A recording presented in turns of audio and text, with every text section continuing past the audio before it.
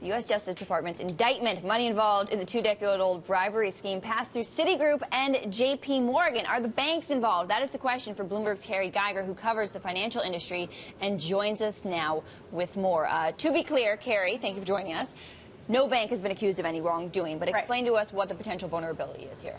It's not sure that the banks are actually vulnerable. It actually looks like the banks are providing key pieces of evidence in this case because of the existence of the accounts. And if you look through the indictment, which I encourage everybody to do, it's a great read for these officials, is it shows very clearly how much of this bribe money was put into very specific accounts around the world. And a lot of those are J.P. Morgan accounts, Citigroup accounts, Wachovia accounts.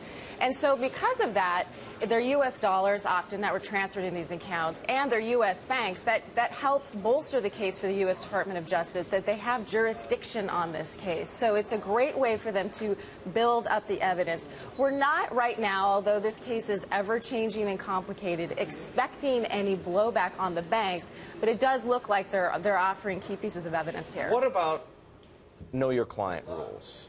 So, Good question. Yes. And because suspicion of corruption is hardly a new thing at FIFA, people have been named in press reports for years.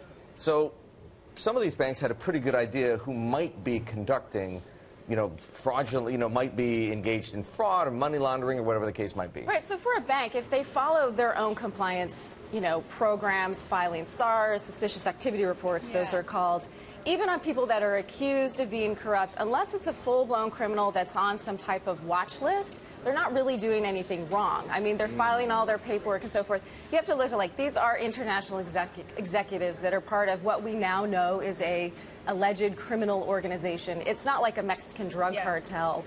No, but with there are the stories about briefcases full of, $1 million exactly. in Paris hotel room. Right. So at some point, that suitcase presumably went to a bank where some alarm presumably should have been raised. And very, very well could have been the paperwork was filed on that, and it's fine. So so far, it looks like it's okay. But as I said, it's unfolding, and it's to be seen. All right, Keri Geiger, thank you so much.